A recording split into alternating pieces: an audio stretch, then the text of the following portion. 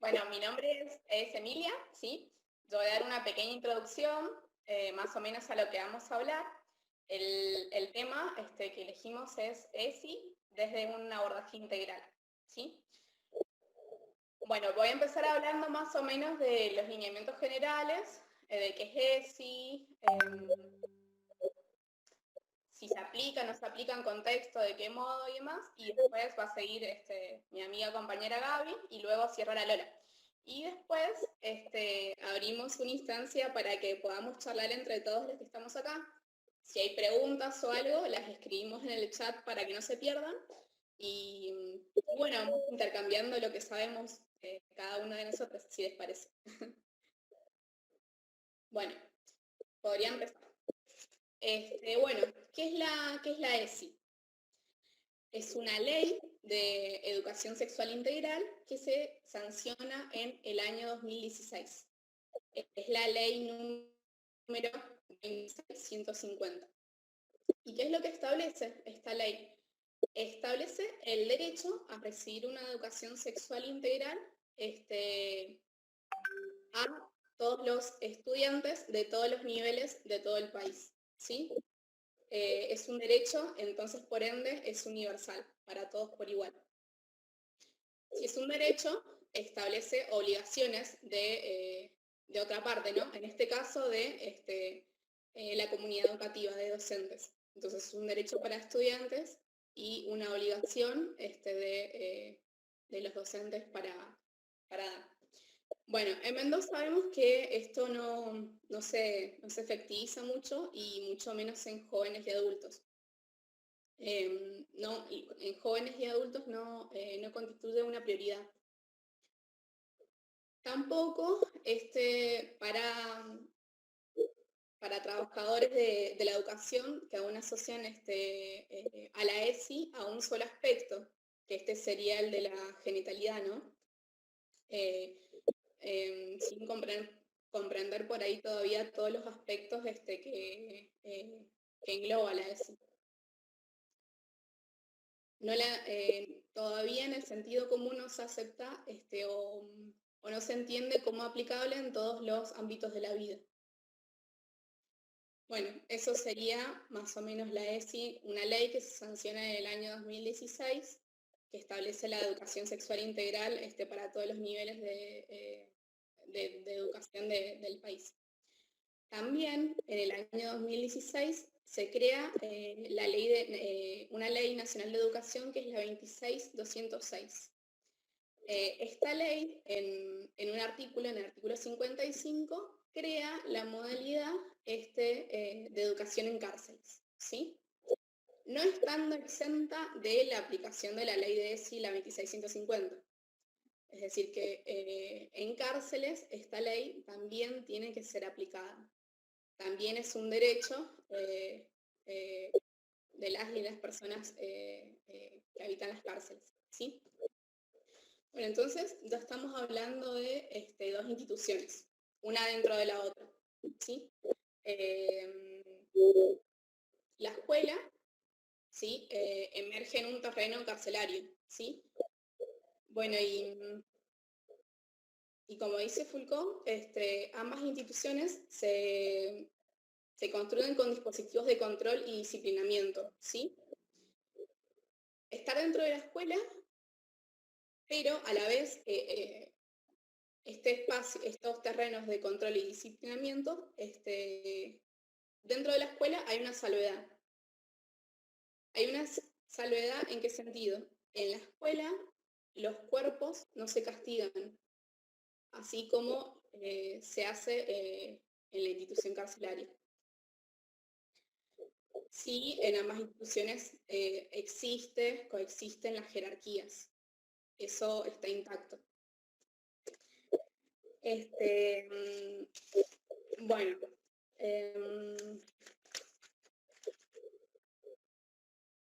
si volvemos a hablar del tema de la educación como un derecho,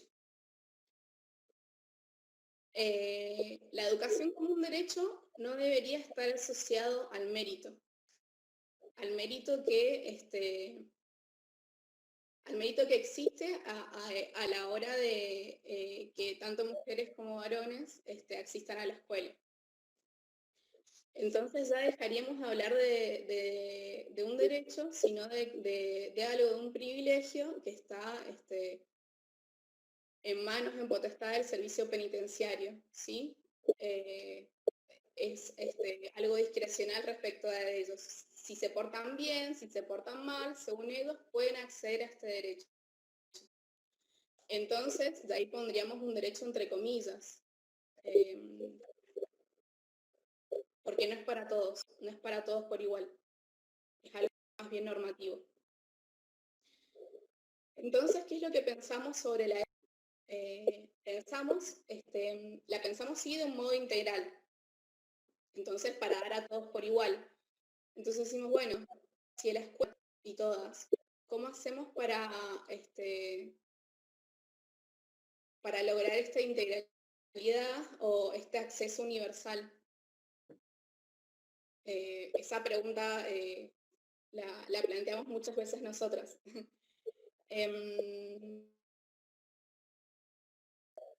Entonces, pensamos que es necesario que emerjan nuevos ámbitos, nuevas formas o nuevos lugares donde se puedan se pueda ver a la ESI de otro modo más amplio o más abarcativo que pueda abarcar las subjetividades de las personas, de las mujeres, de los varones, y esta subjetividad es nueva, que se vaya a construir a través de la ESI, ¿sí? Constituya algo más amigable con una misma, para con nuestros propios cuerpos y para con los cuerpos de los demás, de los que nos rodean. Una mirada más valorativa de los cuerpos propios y de los cuerpos ajenos. También de autoconocimiento, que es lo que creemos que puede generar la ESI, ¿sí? En ámbitos que no sean excluyentes como es la escuela en este contexto. Bueno, no quiero hablar mucho más sobre esto porque sé que Gaby va a hablar un poco más sobre el tema del impacto en los cuerpos a la hora de aplicar ESI y de no aplicar ESI. Y después Lola va a hablar un poco más sobre el tema de lo experiencial, ¿no? Qué es lo que pasa cuando se aplica y cuando no se aplica ESI en estos contextos. Así que bueno, Gaby, ¿querés acotar algo más?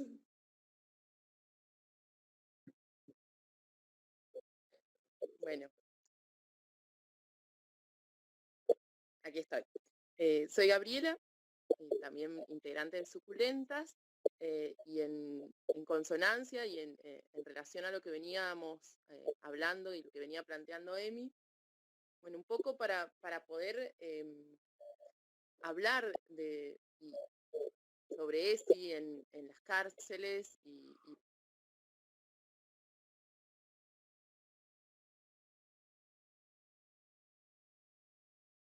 que llegan a las cárceles.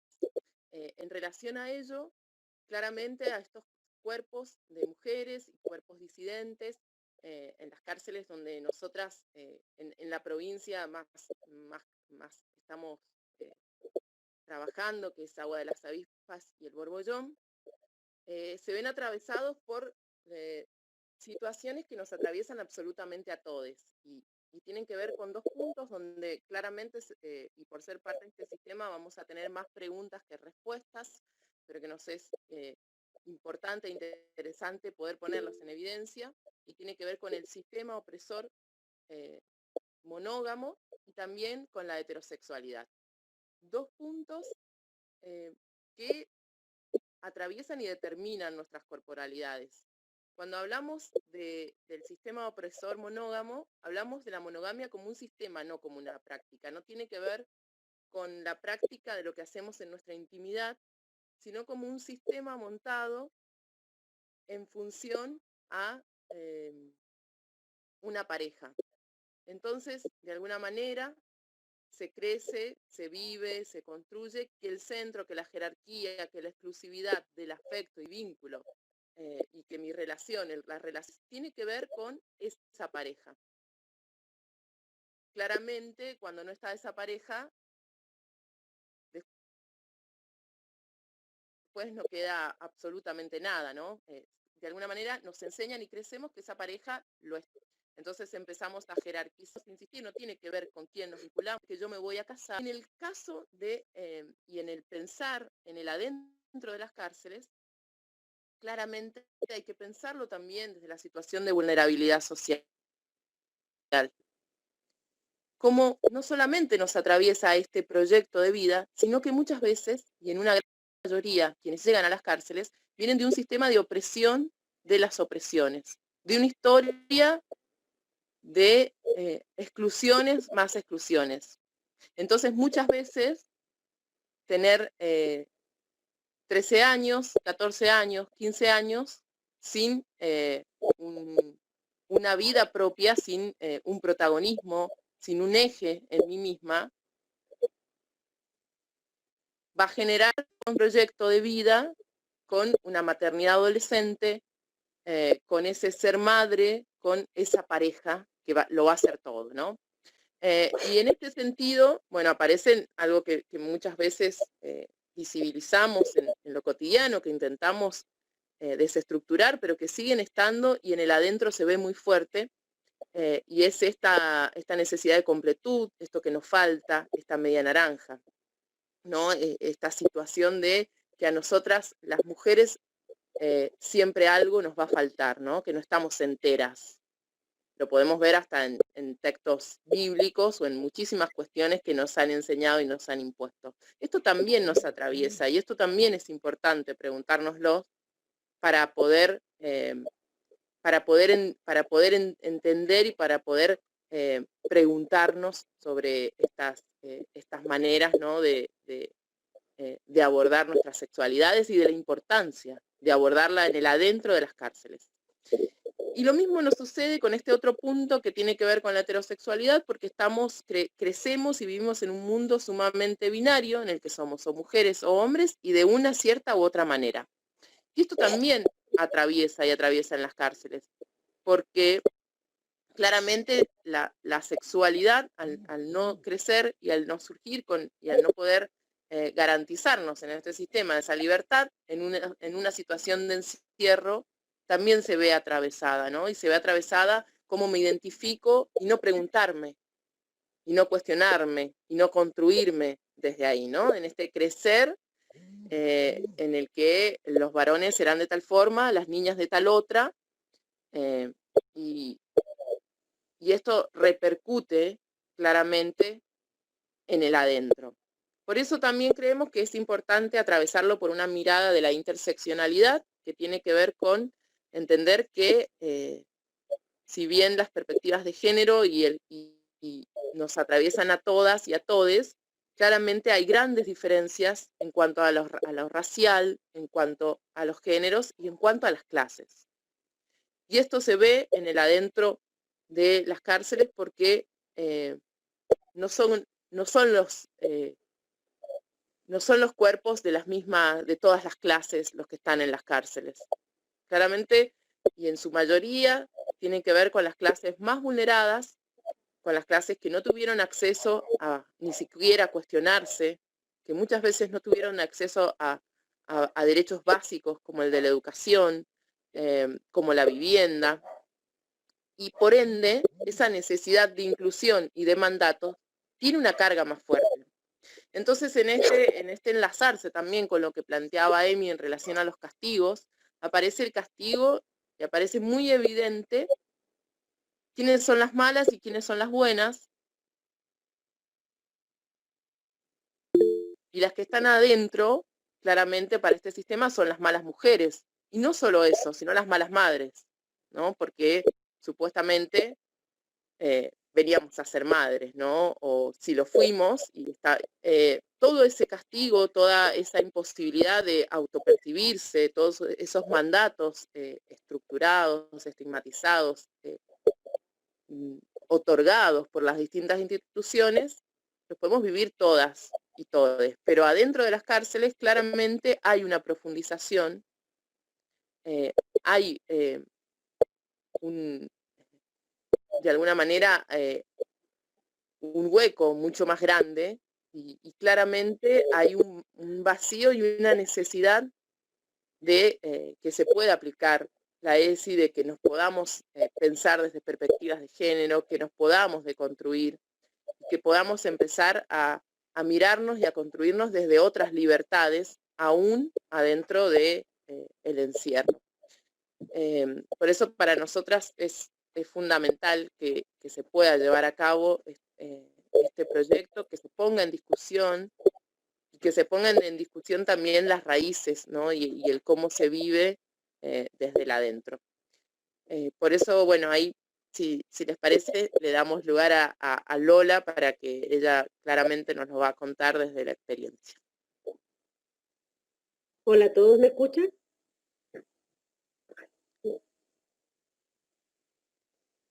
No sé si me están escuchando, no tengo la menor idea. Sí, listo. Gracias, Sarita. Hola, mi nombre es Lola. Gracias, Guillermo. Yo estuve detenida en 3 unidades penales femeninas de la provincia, en las 3 unidades penales de la provincia, en Agua de la Avispa, la unidad número 7, en El Borbollón, la unidad número 3, y en la unidad penal federal, en el complejo federal número 6 de Luján. ¿Por qué lo cuento? Porque en realidad en los 3 casos, las 3 unidades penales tienen modalidades diferentes de educación. En el caso de Agua de la Avispa, como es un lugar que es que es transitorio, que es temporario, que permanece no más de 3 meses las personas, no tiene claramente un plan educativo completamente dado. Es decir, lo están haciendo, pero no es algo que esté... Le faltan un montón de cuestiones a esa unidad penal para transformarse en una unidad penal ya bien formada y al mismo tiempo tener consejo y demás. Por lo tanto, la educación que ellos dan creo que es algo que está como a prueba. En cambio, de Borbollón, que es una cárcel, una unidad penal que ya tiene más de 15 años de funcionamiento, es una cárcel que sí, que tiene escuela y tiene demás. Ahora, recién Emilia mencionaba el tema de la escuela.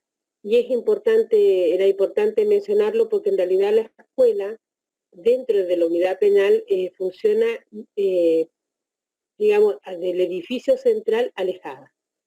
Entonces, se depende del buen ánimo de los guardias penales que te dejen, primero que te pongan dentro de un cupo, y en segundo lugar, porque hay cupo, no es que uno se llegue a inscribir, sino que hay un cupo, hay que cumplir una cuestión administrativa, y por otra parte queda alejado del edificio, por lo tanto tienen que contar uno con la buena voluntad de un guardia que te lleve hasta el lugar.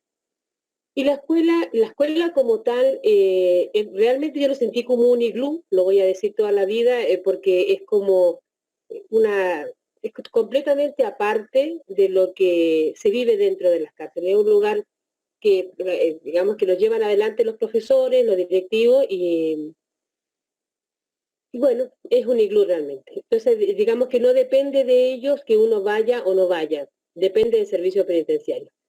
Pero digamos que ellos tienen que acomodarse al mismo tiempo a lo que establezca la DGE seguramente y al mismo tiempo a lo que dispone el servicio penitenciario. En espacio, en tiempo, no sé si en currícula. Pero no creo que sea una cuestión que puedan resolver ellos dar la ESI, ¿no es cierto? Y si la dieran, quedaría acotado a un grupo mínimo de personas. Porque las chicas que acceden a la cárcel es del mínimo, no sé si alcanza el 10%. Hay una serie de factores que colaboran para el ausentismo escolar. Por lo tanto, siempre he sentido que la escuela no es el mejor ámbito para dar eso. Lo que sí considero, lo que sí creo que es fundamental que se diera porque la ESI no solamente se trata de comprender una cuestión anticonceptiva, no, se trata de comprenderse, de entenderse, de aceptarse y de verse en relación al otro desde otro lugar, desde el autoconocimiento, que era algo que también mencionaba la chica, que es cierto, que el hecho de, hay mucha ignorancia con respecto a la mujer fuera del mandato construido, demasiado, demasiado. En realidad lo que se mide dentro de las cárceles como parte de una buena mujer es quien limpia, quien ordena, quien mantiene todo en mejor estado. O sea, no se habla de la mujer como algo independiente a la cuestión social, no. Igual que mujer madre, mujer hija, mujer esposa, mujer compañera, pero no mujer como de una forma particular y en lo personal. Entonces, al mismo tiempo eso desencadena una cuestión que tiene, cuando hablo de desconocerse, hablo de no entenderse, de las posibilidades del sentir que uno puede llegar a tener, de salirse de lo binario y entenderse desde otro lugar, aceptarse desde otro lugar, aceptar que se pueden sentir, cierto, se habla de la emoción y los sentimientos, sí, yo creo que el hecho de conocerse, de poder hacer, interiorizarse, entender que existen otras que están en el mismo lugar tuyo, aunque no estén en la cárcel, también tienen que ver con eso. Y yo creo que ESI, en su amplitud y en su complejidad, lo que hace es eso es como un alimento a la formación de la mujer como tal. De entenderse como, y lo voy a repetir nuevamente, pero el hecho de saber, de entender, de aprender que hay otras personas que sienten lo que uno siente, que viven lo que uno vive, te ayuda también al mismo tiempo a entenderte desde ese otro lugar. Y creo que es la parte fundamental de la ESI. Entonces, pero la ESI, no es la ESI bajo el ámbito escolar. Yo creo que la ESI debe darse en un ámbito de talleres que sea con una llegada amplia y seguramente con una cuestión artística que deje ingresar, porque al haber tanta ignorancia con respecto a la cuestión sexual como tal, y no sexual sumido a la cuestión hombre-mujer, sino que sexual con respecto al género, general, que yo creo que debe darse con un abordaje que tenga que ver con lo artístico desde otro lugar. O sea, no puede ser meramente escolar, no debiera ser meramente escolar porque yo creo que va a terminar alejando a todo el mundo. Lo que sí creo es que le daría una libertad, que daría un poco de libertad, sí. El conocimiento es libertad, estoy segura de eso. Absolutamente segura de eso, que el conocimiento te da te rompe cadenas, aunque estés absolutamente encadenado, pero dentro tuyo rompe cadenas y es absolutamente fundamental. Entonces, con respecto al tema de ESI puntualmente dentro de las cárceles, es algo que queremos, que sentimos que debemos abordar como colectivo, y es lo que lo hemos, y lo estamos, digamos, lo pensamos de esa forma, cómo llegar a través de talleres, cómo presentarlo ante el servicio penitenciario de la forma que nos permitan un abordaje que sea completo, que no tenga que ver con la cuestión escolar, como les decía antes, para que tenga mayor llegada. Hay demasiadas cosas que hay que cambiar dentro de la cuestión penitenciaria, sí, uno piensa que en realidad que se debe romper con paradigmas, no creo que sea algo que pueda hacerse espontáneamente de adentro para afuera, yo creo que es algo que necesita esta cuestión de comunidad con el afuera. Yo creo que si hay una parte, digamos, que moviliza el interés desde adentro para que se dé, es fundamental, pero tiene que haber una colaboración externa que permita esa cuestión y que dé lugar a un cambio. La ESI, fundamental, sí. Creo que sería parte del gran cambio de paradigma en la mujer desde otro lugar. Porque al mismo tiempo, este tema del conocimiento a través de la ESI, qué sé yo, me parece que sacaría del adormecimiento general que involucra el tema de la cárcel. La cárcel es como llegar a un ámbito de tristeza colectiva. Bueno, esa tristeza colectiva, ese adormecimiento que se siente dentro, yo creo que cosas como tema de conocimiento, de enriquecerte, de empoderarte a través de esto, te daría la posibilidad de empezar a abrir puertas, las puertas que están cerradas obviamente, pero para mí sería como una forma de encontrar la vuelta al sistema y empezar a abrir puertas. ¿Qué piensas, Gaby? ¿Estás ahí? No. Estoy aquí. Perdón. Me parece que quizás si queremos empezar a abrir las preguntas, o no sé qué dice ahí la Emi también. Quiero agregar una cuestión. Mencioné Sí. lo de la vista, que es un lugar temporario, aunque haya cambiado esta cuestión en este momento, pero es una cuestión de alojamiento temporario. El Borbollón, que es absolutamente, que es provincial, que es para alojadas que tienen que ver con delitos provinciales, y el Federal 6, que es el que está en Luján. Bueno, los tres son diferentes, pero sin duda, o sea, lo que es más diferente es la cuestión del Servicio Penitenciario Federal. Ese es completamente diferente a lo que es el provincial. En el provincial, digamos que pueden haber problemas de edilicio, hay problemas de hacinamiento, esas cuestiones puntuales son cuestiones que podemos señalar, pero en el tema del complejo federal, no, ahí no, yo creo que jamás, yo creo que sería imposible hablar en términos de abordaje de ESI, por ejemplo.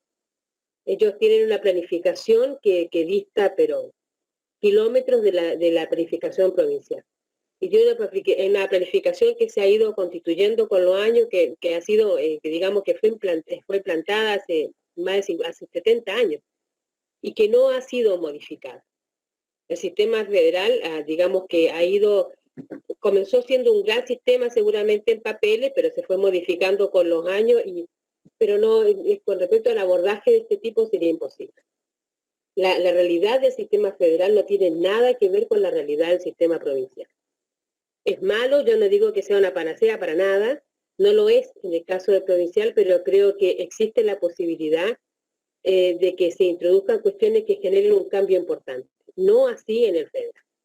El federal es completamente diferente. Como señalé al principio que conocí los tres, bueno, tenía que decir, o sea, porque realmente no hay ninguna posibilidad, es completamente diferente. Dice que ¿por qué son tan diferentes? Por el abordaje. Por ejemplo, en el caso como te decía antes, el sistema federal fue un sistema que fue impuesto en el año 47, lo que se llama el sistema Petinato, porque fue Roberto Petinato el que lo comenzó. Bueno, este hombre tuvo grandes ideas que a lo mejor de llevarse a cabo hubieran sido importantes, pero ¿qué se mantuvo con los años? Lo único que se mantuvo es la cuestión laboral y la cuestión escolar como tal, digamos, como parte de la medición de cada persona, pero no para el crecimiento personal. Y esa es la cuestión, de que todo lo que sucede dentro de las cárceles termina siendo una cuestión de cumplimiento burocrático. Y ahí es donde se aletarga, igual que la persona, o sea, digamos que el sistema aletarga a la persona viene, digamos, golpeada con todo lo que significa estar detenido, pero al mismo tiempo se suma a ese aletargamiento general. ¿Por qué? Por cumplir el cumplimiento de la cuestión burocrática. Entonces, en papeles yo te puedo decir, si te capacitas, si estudias y si trabajas, vas a llegar a bueno, se trata nada más que de un puntaje. A lo mejor, en principio, en el federal lo que se trató es de una cuestión de crecimiento personal, de que la persona fuera capaz de reemplazar su vida de delincuente por una vida laboral importante, por capacitarse, por aprender cosas nuevas, qué sé yo. Pero termina siendo una cuestión burocrática, pero aplicada con mucho poder. O sea, creo que en el ámbito provincial suceden cosas feas porque, digamos, el hacinamiento es malo, la falta de un edificio de acuerdo es malo, que no hayan cupos escolares, capacitativos o laborales es muy malo. Pero digamos que es condenado, digamos, hay maltrato, pero hay una condena social a esa cuestión. En cambio, en el federal sucede, pero está absolutamente tapado, como si ellos, digamos, estuvieran en un nivel diferente de la sociedad. Nunca nos vamos a enterar lo que sucede en el Federal 6, por ejemplo, lo que sucede en Ezeiza, lo que sucede en Güemes, lo que sucede en La Pampa, lo que sucede en el sur, es algo que no nos vamos a enterar nunca. No es algo que salga a la luz. Bueno, yo creo que eso todavía tenemos las ventajas dentro del ámbito provincial, de que sale a la luz de que es malo, de que cuesta, de que va a ser una lucha modificarlo, pero podemos estar al tanto, y yo creo que eso también es medianamente salvable. No sé si se entendió lo que quise decir con respecto a uno y otro. Mis compañeras. Sí, Lola, pensaba Sí, que estaba bueno poder contar un poco en esto de las diferencias también, algunas otras diferencias que hay entre los penales, ¿no? Y en esto de cómo este rol de la mala mujer, y esto se sigue generando también en el adentro, tanto en la disposición de la cárcel, en los espacios que no hay, ¿no? Como esas grandes diferencias también. La jerarquía se sigue reproduciendo también Sí. adentro de la cárcel, también adentro de la escuela. Por eso es que por ahí planteamos la ESI en un ámbito abierto, en un ámbito para todas, para que no sea supeditado al mérito de poder asistir a la escuela, si me porto bien o si me porto mal, sino la ESI para un ámbito de liberación cognitivo y creador de nuevas subjetividades para que puedan transitar la vida un poco más liviana, un poco más amigable consigo mismas y con los demás. Yo siempre pienso que hay como una lectura que tiene por ejemplo, de que es el último eslabón, de que llegaste al último lugar. Bueno, separándonos, porque también lo digo, que el tema de la reinserción es algo que es discutible porque es muy subjetivo. Aquí, ¿me reinserto por cumplir con una cuestión social o me reinserto por mí porque quiero crecer? Y si es por mí, ¿cuánto tengo que estar pendiente de la mirada del otro? Por eso digo que es muy subjetivo el tema de reinserción social, que este tema del empoderamiento personal me llevaría a mí a cumplir conmigo estar mejor, no ponerme más en riesgo, por ejemplo. Entonces, por eso el tema de lo que decías recién de castigo y de méritos, sí, dentro de la cárcel también hay mucho, pero mucho parámetro para acceder a las cuestiones. El que se porta bien, el que no reclama, ese es el que accede al pequeño cupo escolar, al que accede al pequeño cupo laboral, al que accede al pequeño cupo capacitativo. Este tema del mérito y castigo también no es para todos lo que se presenta en la cárcel. Y con respecto, recién me decía el tema de derechos humanos y demás, es verdad, hay algo que sucede, a diferencia de los hombres, con respecto a la mujer cuando es detenida, que no se vulnera solamente al ser humano en mujer, sino que la mayoría de las veces se es cabeza de familia. Por lo tanto, hay hijos involucrados, hay una familia involucrado en tu detención que también quedó arrastrado con vos. Entonces es muy difícil, muy difícil sentir que no sos culpable, desde todo ámbito, no solamente desde lo legal, sino que desde lo social, desde lo moral. Por eso cuando yo le digo es un colectivo de tristeza, sí, y eso también tiene que ver con cómo te sentís. Por eso, digamos que hay una cuestión, es como todo, la sociedad está como sumamente dividida entre mátenlo y veamos qué se puede hacer, lo uno y lo otro. Bueno, yo creo que uno adentro siente solamente el mátenlo. No, por eso es que es tan importante que se participe desde organizaciones sociales. Un poco separar a la iglesia dentro de lo que se puede hacer dentro de las cárceles y que permitieran a organizaciones sociales participar para dar crecimiento a eso, o sea, para también decir, bueno, puede ser que para la sociedad sea el último eslabón, el último lugar al que pudiste llegar, pero a lo mejor para vos significa el camino inverso. A lo mejor este último lugar significa el primero de un gran cambio en tu vida. Bueno, pero eso no se logra si no es con empoderamiento, con conocimiento de mí y con qué puedo hacer.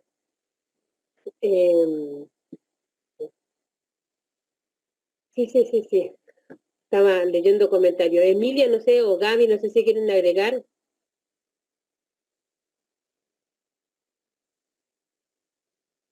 Chicas. No, me parece que está buenísimo esto que planteás, Lola, de esa mirada externa, ¿no? Como un poco en consonancia con lo que veníamos, con lo que venimos planteando, y en cómo nos construimos según esa mirada de otros, de otras, ¿no? Muchas veces de otros con no. Y en ese sentido, me parece que ESI lo que trae es ese poder mirarse, ese poder mirar el propio cuerpo, ese proyecto de vida, y como un espacio también, como lo es la cárcel, y con toda la dureza que tiene, también puede ser un momento para otra cosa, ¿no?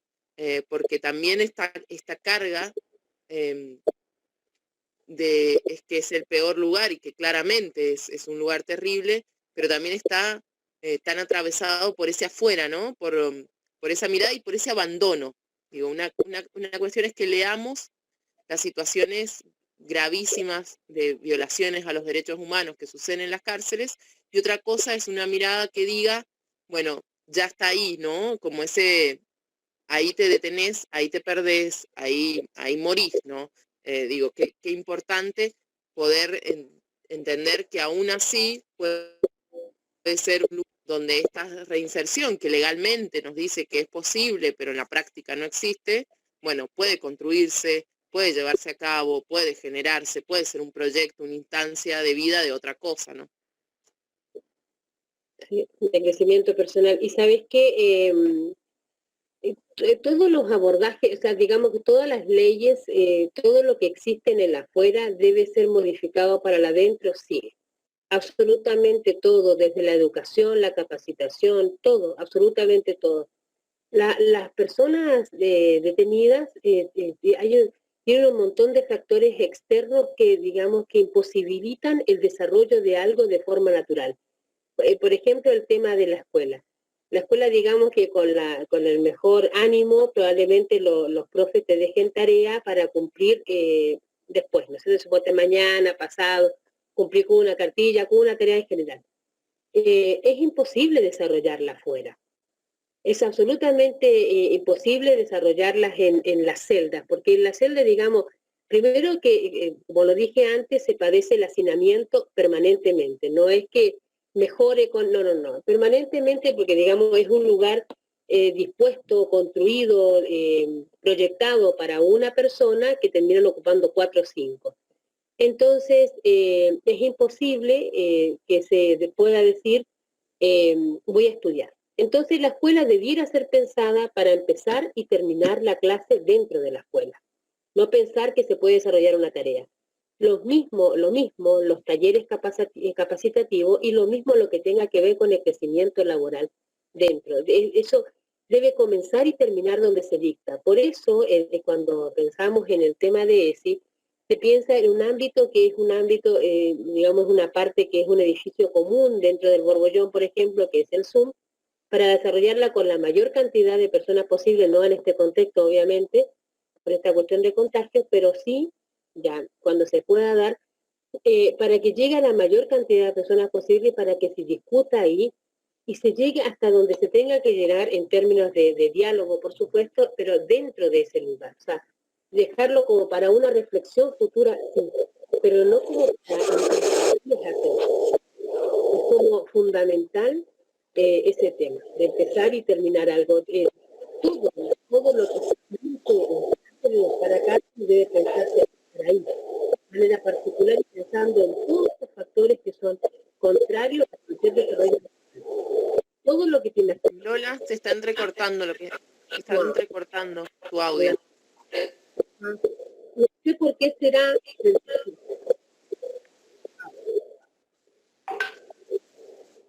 No sé, si quieres seguir, Emi, Gaby. Bueno, sí, se te cortó mucho. ¿Se escucha bien? ¿Se me escucha bien a mí? Sí. Sí. Bueno, para seguir un poco lo que decía Lola de, bueno, ¿por qué sería en el Zoom? ¿Por qué no sería en la escuela? ¿Por qué sería en ese ámbito?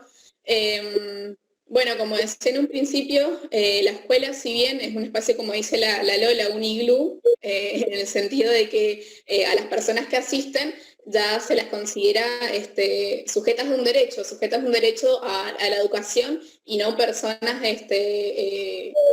culpabilizadas como lo establece el servicio penitenciario, como se ve en la institución penitenciaria.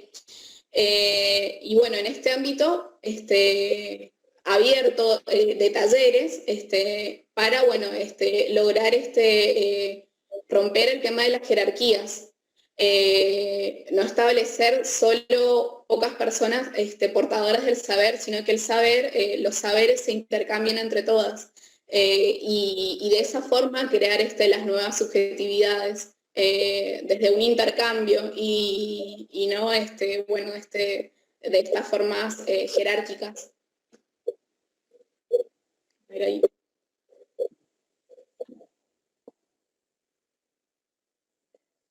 Yo lo tengo abierto porque quiero que sepan que padezco de ignorancia tecnológica total y no está mi hijo para asesorarme.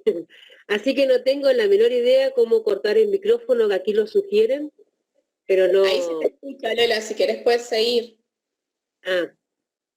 Volviendo al tema de los espacios abiertos, en realidad lo que quisiera que quedara bien en claro que todo lo que se imaginan afuera, digamos, se imaginan cómo se dé a nivel taller o a nivel pedagógico, se acomplejiza de una manera enorme dentro del ámbito de la cárcel.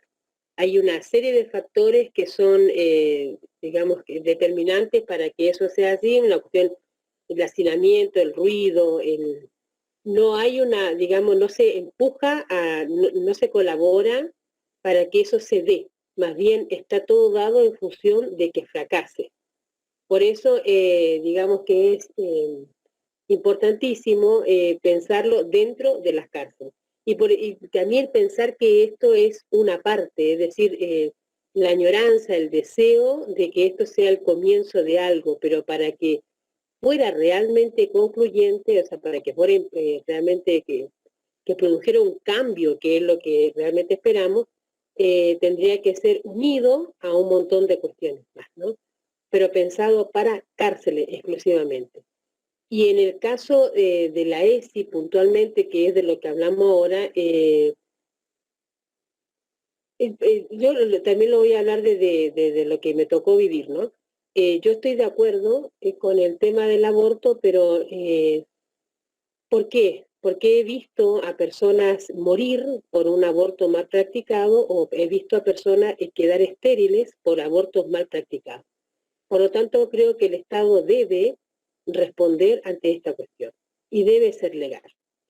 Pero dentro de las cárceles, y ahí está Rodolfo, que Rodolfo una vez estuvo en una charla enorme, hola Rodolfo, estuvo en una charla enorme que hubo un debate que se quiso dar con respecto al tema del aborto, y él me permite no mentir al decir que el 99.9% de las chicas se oponen al aborto, se oponen a las prácticas anticonceptivas y se oponen a todo lo que ponga en pugna, lo que ponga en duda su condición de mujeres, de mujeres madres. Entonces ahí, aunque se lo hayan practicado, porque después en la intimidad uno sabe que es así, que han practicado en algún momento algún aborto, públicamente, digamos, se suman al resto, que es la negativa completa al entender el tema, o al entender inclusive, al entenderse desde el lado de la sexualidad. Entonces, por eso el tema, no sé, si acaso se logra entender la importancia del abordaje de la cuestión ESI dentro de las cárceles. Un poco para dar fundamento y informar con respecto al tema de la sexualidad, pero desde la integralidad, no solamente desde cómo utilizar un profiláctico, sino que todo lo que aborda esta ley, que es fundamental, es enorme, pero es fundamental, absolutamente fundamental. Me gusta que esté Rodolfo porque ese día particularmente, yo creo que todo el mundo, yo quedé sorprendidísima cuando se dio la charla y todo el mundo, no, ¿por qué? Jamás. No, era increíble, igual que hablar de medidas de profilácticas, no, nada. Hay mucha ignorancia y creo que, digamos, en general hay una deuda con respecto a la educación social, no, con respecto a la educación en bastantes ámbitos sociales. Pero yo creo que la cárcel es como un mostrario a lo que eso es, a esa gran deuda. Yo creo que ahí es donde se manifiesta, pero plenamente. Y creo que sería una gran cuestión dentro de las cárceles educar. Sería importantísimo. Para el desarrollo, digamos, personal de mujeres y hombres. Lo pienso desde el lado de las mujeres porque es de donde me tocó vivirlo, pero creo que es fundamental. Gaby. O Emi, no sé. Sí, me parece la importancia de esto que veníamos diciendo y que hablábamos de cómo nos construimos, ¿no? Y bueno, aparecen todo el tiempo los mandatos, aparecen claramente en el adentro de las cárceles y aparecen con temas tan complejos como estos y donde hay uno de lo más asociado que está a nuestra propia corporalidad, que es un aborto, ¿no? Que a la decisión propia, ¿no? Y claramente cuando se crece muchas veces con estereotipos, con lugares a los que hay que llegar, con intentar estar incluida en un sistema, un espacio que siempre te va a excluir, o de exclusión tras exclusión, y no querés otra más, ¿no? O por lo menos no querés contarla. Y es muy difícil seguramente poder contarla. Entonces es una construcción y para mí refuerza poder seguir entendiendo la importancia que esta temática tiene en todos los ámbitos, desde las infancias, pero que tiene que tener mucha fuerza y que tiene que atravesar absolutamente todo lo que se da dentro de las cárceles. Definitivamente, definitivamente. Emi, ¿querés hablar algo más con respecto al tema del abordaje? Estaba leyendo ahí una pregunta que puso en el chat Rodolfo de si tenemos conocimiento si agentes del servicio penitenciario se capacitan sobre eso. Sí. No. Específicamente, la verdad es que sabemos que si bien es una ley, se capacita quien quiere.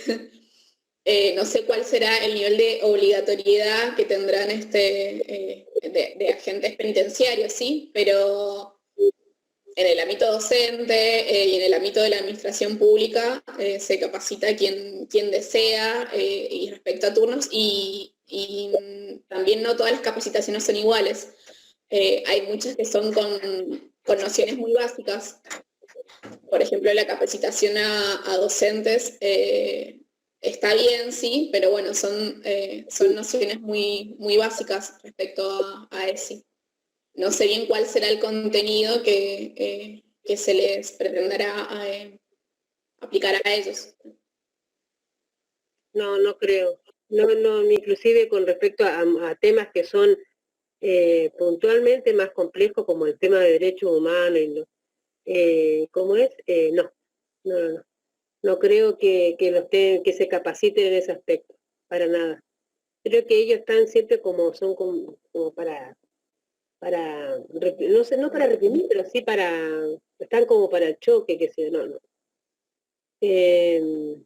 Claro, sé que todos, estaba leyendo también un mensaje con respecto al tema de ESI, de que realmente habría que sacarlo del ámbito escolar, definitivamente.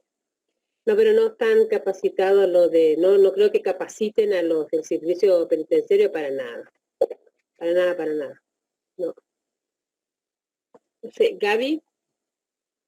Sí, estaba leyendo también lo que se escribe. Bueno, Guillermo dice, ESI está funcionando en todos los lugares de alojamiento de mujeres. En el complejo 4 de San Rafael funciona. Rodolfo dice, buenas tardes Lola, lo que usted comenta fue un intento de taller en el marco de la ESI, tratando de cumplir con lo que la ley nos demanda a quienes trabajamos en educación. Y Giselle, lo que decías recién Lola, que planteabas esto, que justamente sacar la ESI desde el ámbito escolar. Claro, porque obliga, yo no sé fuera, yo tengo mis 2 hijos adolescentes que jamás le han dado ESI y que es un tema absolutamente tabú dentro de la escuela todavía. Así que no, sería, digamos, uno como adulto trata de preparar a sus hijos para la vida, pero Creo que no, creo que debiera darse definitivamente, pero no se da. Creo que debiera salirse del ámbito escolar. Daría más crecimiento y más posibilidades. Pero dentro de las cárceles, mira, no sabía que eso que se daba en el complejo en el 2 en San Felipe, no. Claro, votando es un derecho, pero desgraciadamente los derechos no son tomados en cuenta. Pero digamos que lo hemos pensado así, de esa forma. Pensándolo en talleres que se darían en un ámbito más abierto, con posibilidades participativas de todas para que, bueno, para crecimiento y para conocimiento. Gaby, te veo ahí. Quizás si hay algunas preguntas o algunas reflexiones o comentarios. Eso, si también alguien quiere aportar algo a todo esto que estamos diciendo. Alguien aportó recién ahí, pero no lo alcancé a leer.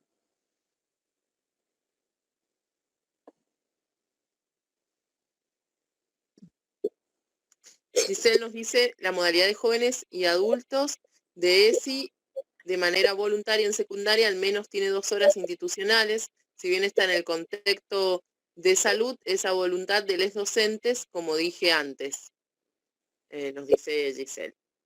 Ajá. Anita Socino, son importantes, no dejemos de insistir, que la saludamos a Anita también, que nos saludaba recién. Hola Anita. Sí, ¿no? Es fundamental. Fundamental no sé, dice que muchas personas no han sido invitadas a la capacitación. No sé a quién se referirá, pero eso del ámbito más escolar me parece a mí. No sé qué capacitación. Yo tampoco lo entendí. También Cristina, por ejemplo, quien quiera, si querés usar el micrófono para contarnos eso.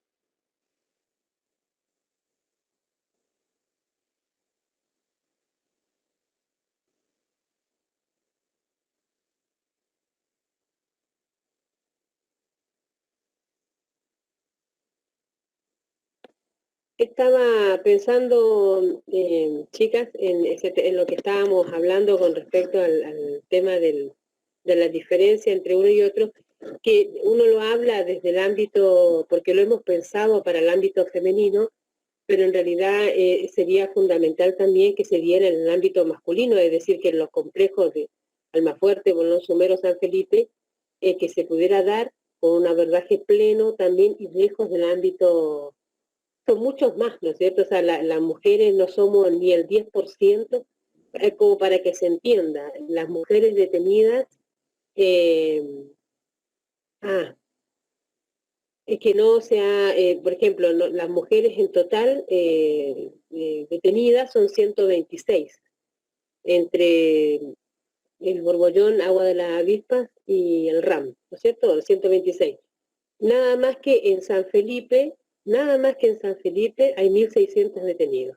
O sea que las mujeres no somos ni el 10%. De Bolón Sumer, ahí es difícil que dice mal. Claro. Tal cual, no evoluciona. Sí, pienso lo mismo, que no, esa institución no ha evolucionado para nada, que uno de los problemas justamente es ese, que no ha ido de acuerdo a la realidad.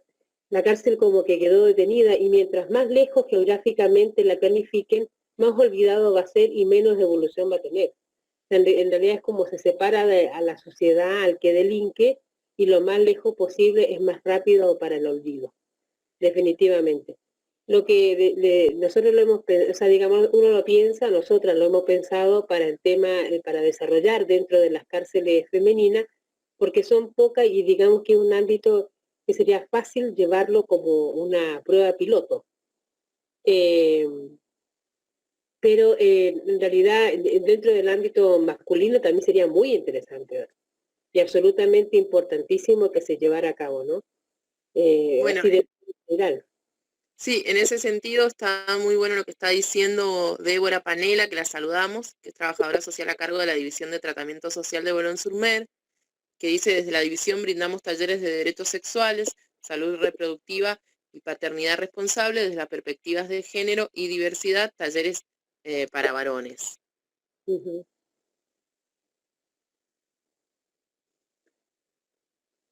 El problema es que son demasiados y ellos sí tienen un problema grave con el tema del cupo.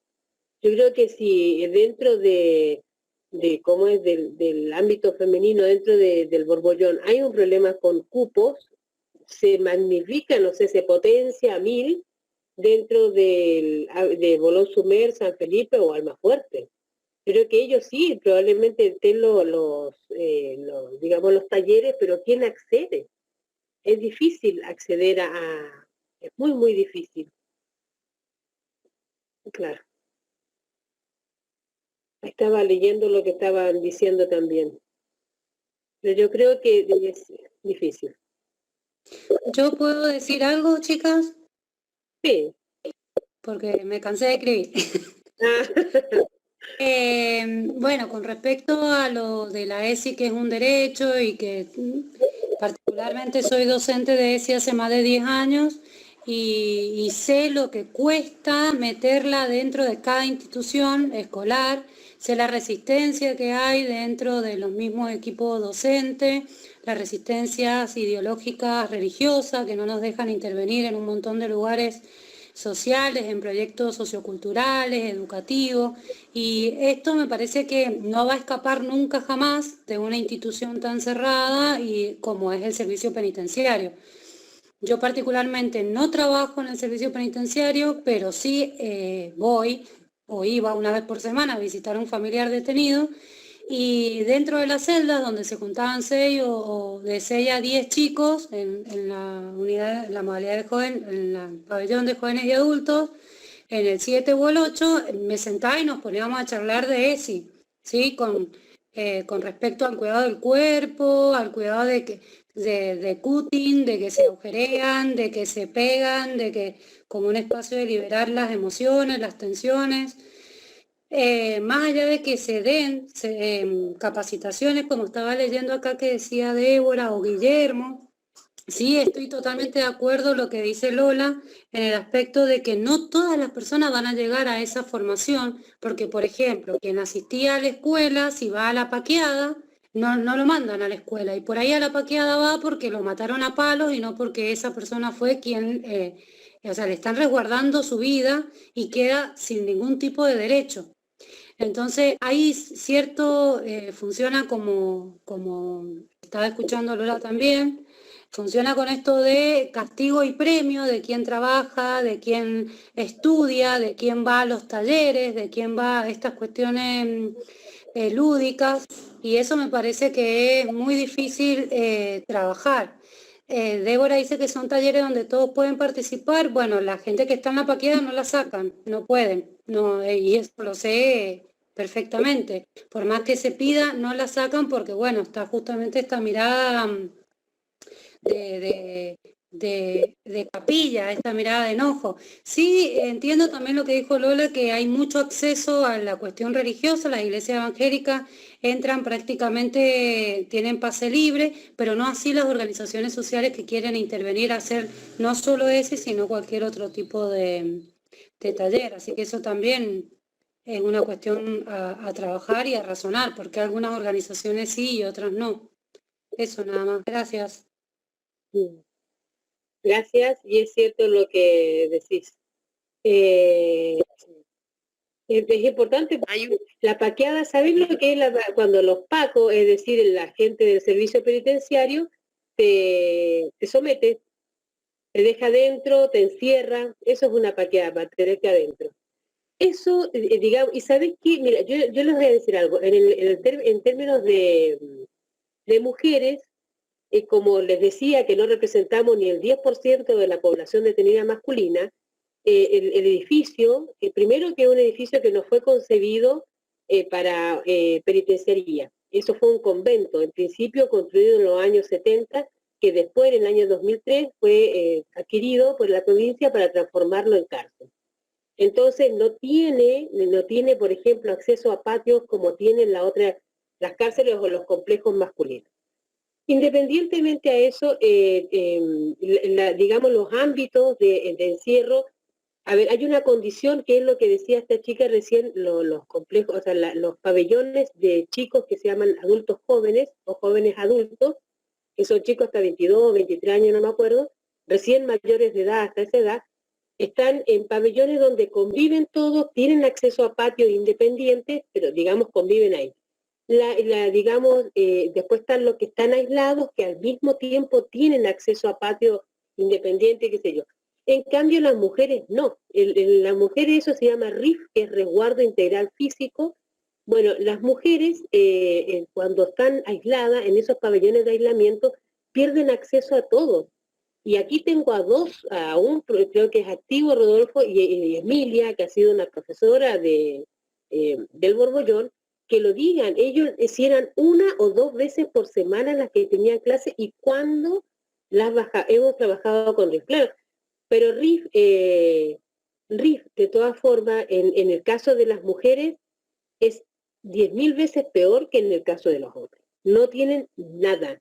Están encerradas, son 14 personas, son de a 12, 14, 18 personas en un lugar preparado para 4. Entonces, las condiciones de RIF son tremendamente, son inhumanas, absolutamente inhumanas. Ahí hablamos de hacinamiento verbalizado. Una cosa es hablar de hacinamiento y otra cosa es el verbo. Bueno, ahí es realmente el verbo hacinamiento dentro del RIF de las mujeres. Y ellas pierden acceso a todo, a todo, a todo. Cuando piden salir a la escuela, no la responden, cuando piden ir a la salida no responden, o sea, es tremendo. Por eso puede proponerse, digamos, mi esposo estuvo detenido cerca de 4 años entre Bolón-Suber y San Felipe. Y yo también, por él, sé que por más que quisiera participar en las cosas que daban, para un poco alejarse, no hay forma de que lo den, o sea, de que se pueda acceder. El que termina decidiendo quién va y quién no va es el guardia. Y se está supeditado a la buena voluntad y a la animosidad de ese tipo. Nada más, no hay otra forma. No es que porque yo me inscribí se va a cumplir, no. Ahí no hay reglamento que se cumpla para el detenido nunca, absolutamente nunca. Así que se pueden proponer muchos talleres dentro del ámbito masculino, pero en realidad depende del que está a cargo. Y puede ser un día bueno y puede ser un día malo, y así se responde. Y en el caso de las mujeres, por ser más chicos, puede que sea menos y porque tenemos más posibilidad de vernos cara a cara por la forma en la que está dispuesto el edificio, también es más fácil el cara a cara. De todas formas, lo mismo se está supeditado a ellos, pero es más fácil el acceso. Son pocos los cupos para poder acceder. Y se tiene salida de y se respeta o no, Débora. No se respeta. No se respeta. No, yo lo lamento. Una cosa es, y yo creo que a Débora le debe haber pasado que ella a lo mejor ha propuesto o ha tenido la intención de hacer muchas cosas. En Bolón-Sumer no, perdóname Pato que te lo diga que no, porque por ejemplo mi esposo estuvo en un lugar que era, en la última parte, ya salió hace poco con su condicional, así que estaba en la última parte, y él quería salir permanentemente y no los dejaban, no los dejaban salir. Eso de llamar y llamar al guardia, no.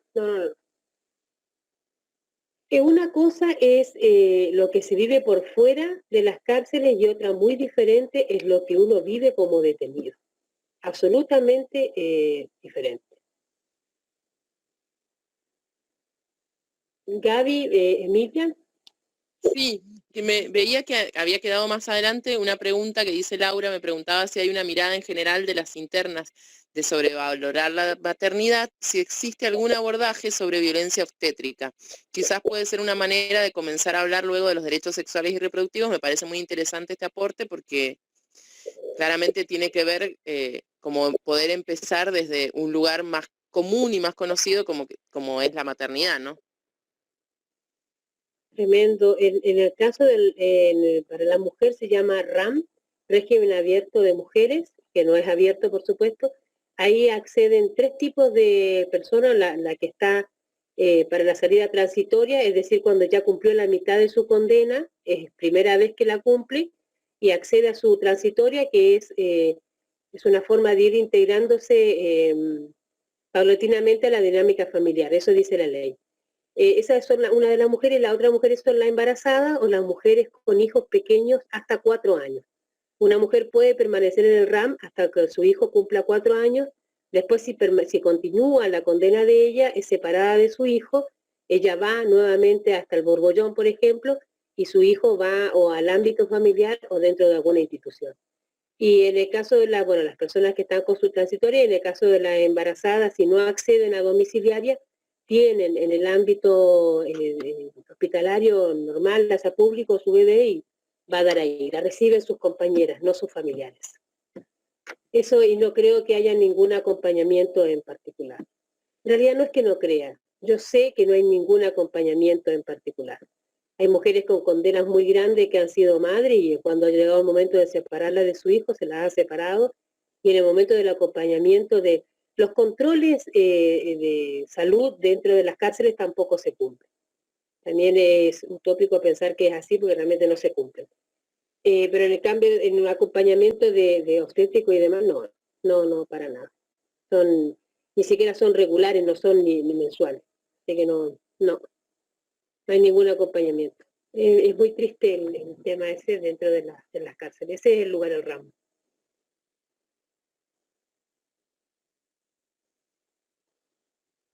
No. Guillermo, no hay, dentro del Borbollón, hace 3 años estuvo la última ginecóloga. Lo que hacen en el caso del Borbollón es un turno externo para ahí no me acuerdo ahora cómo se llama, el de Las Heras, el Hospital de Las Heras, que está abierto hace poco, 1 año, 2 años. Ahí se va. Carrillo. Al Carrillo es donde van, y si no, al de la mujer. Ay, no me acuerdo cómo se llama, el de la mujer, Instituto de la Mujer, no sé, bueno, ahí es donde van. Pero no hay dentro del complejo masculino femenino, no hay ginecóloga. Hay una clínica que de hecho ahora está contagiada y no está. Así que no.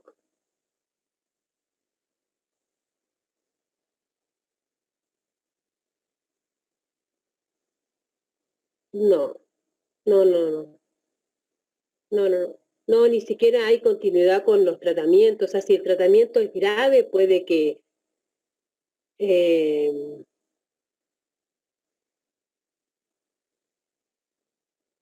¿sabéis qué? Mira, yo en general no debato con respecto a ciertas cuestiones, pero recién dijeron algo ahí que lo quiero responder. Si uno está desamparado y está abandonado, y el Estado tiene la obligación de cumplir con el cuidado de la salud de la persona que está detenida, sí, es una obligación, es un derecho que no cumple. Hay personas que se han muerto esperando una atención pública, es así. Hay personas que se han muerto, hay personas que han avanzado. No, el Estado no es garante, en papeles seguramente, pero en la realidad no lo es, para nada. Yo puedo, puedo decirte que uno puede poner en papeles 10.000 cosas porque el papel soporta mucho, pero en la realidad no es así. Hay personas, yo tengo el hijo de una compañera que murió esperando por una septicemia general, esperando una atención médica que no recibió y empezó con un dolor de muela. Entonces no, igual que en el Borbollón es lo mismo, es exactamente lo mismo. ¿Cómo no va a haber ginecóloga?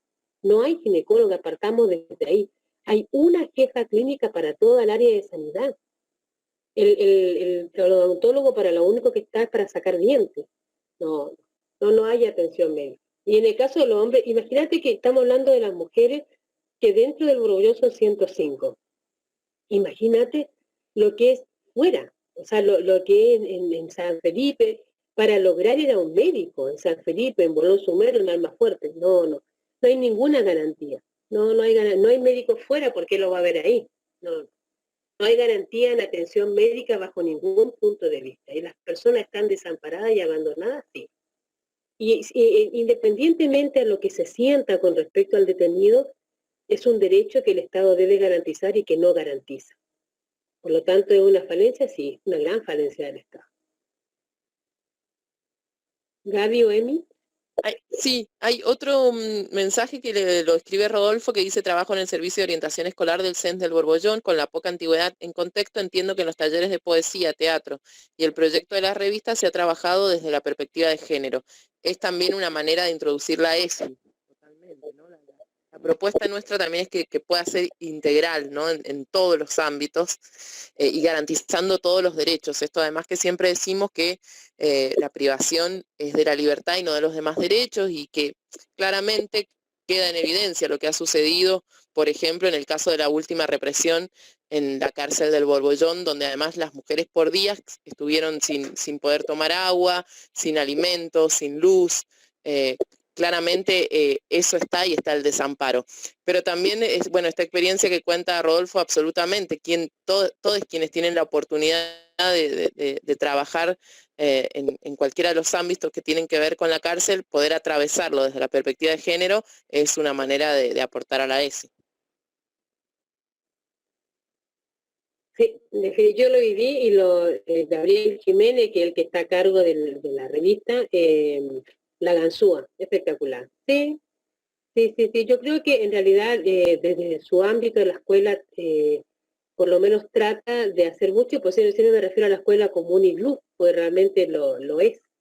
Y así debiera ser todo dentro de las cárceles, ¿no? Pero no lo es, digamos, ahí tiene mucho mérito, pero mucho mérito el trabajo de los profes.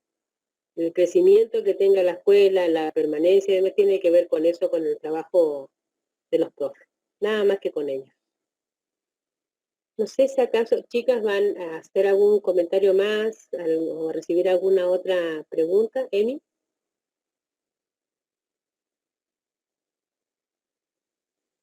Sí, es una luz. Sí, la escuela dentro del ámbito de detención es una luz, sí, sí, definitivamente. Siempre hago la analogía con un iglú porque en realidad es como te separa de lo gris.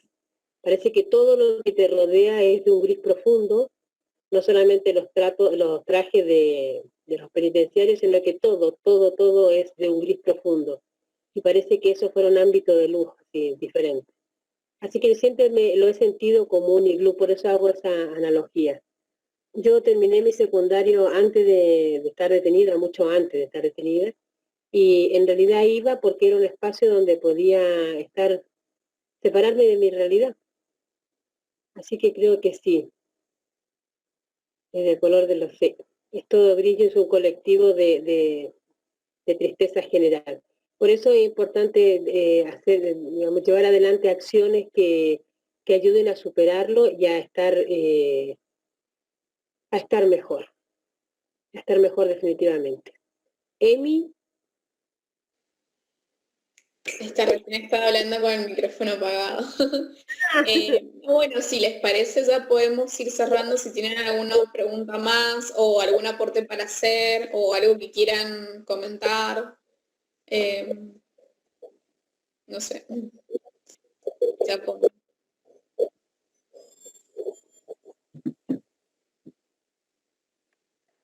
Gracias a ustedes por estar, por escucharnos, por participar.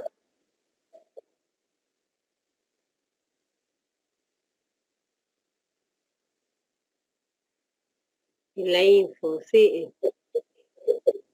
La info la haremos pública al momento de llegar. Sí, Guillermo, perdóname, Emi, mira, voy a responder de que Guillermo hizo un comentario. Sí, y es difícil. Y yo quiero decir algo que es importantísimo, por lo menos dentro de lo que he visto. A los que yo he visto sobrevivir, y me considero también una sobreviviente, al igual que mi esposo, es aquellos a los que los sostuvo una familia afuera. Digamos que uno, no sé si me preguntas acá, los que se sostienen, a los que digamos, los que son sobrevivientes de la experiencia, son aquellos a los que estuvieron sostenidos por una familia, cuya estructura emocional estuvo fuerte. De otra forma, no hay manera de sobrevivir. Yo, digamos, jamás he tomado medicación ni nada por el estilo, pero todo el mundo accede, esa es otra cuestión también que sucede, que la mayoría de las personas ingresan producto de su problema con la adicción a las drogas y adentro la reemplazan con psicofármacos y continúa en un círculo que no se rompe jamás. Entonces, digamos que el tema de pensar en qué se hace, cómo se sobrevive, qué se hace para sobrevivir mejor también es importante, es como fundamental, no hay otra. No hay otra definitivamente para salir adelante. Es difícil sobrevivir y es difícil que no arrastrar secuelas con esto. No es imposible. No es imposible, pero sí difícil. ¿Chicas? Sí, bueno, sí, si les parece, agradecemos a todos quienes se conectaron y participaron. Absolutamente, gracias a todos. No sé si acaso me acaparé toda la reunión. No. Lo siento. Un besito, un abrazo a todos. Un abrazo grande, gracias a todos. Bueno, muchas gracias y nos volvemos a encontrar pronto, seguramente. Sí. Gracias. Hasta luego. Saludos, chicos.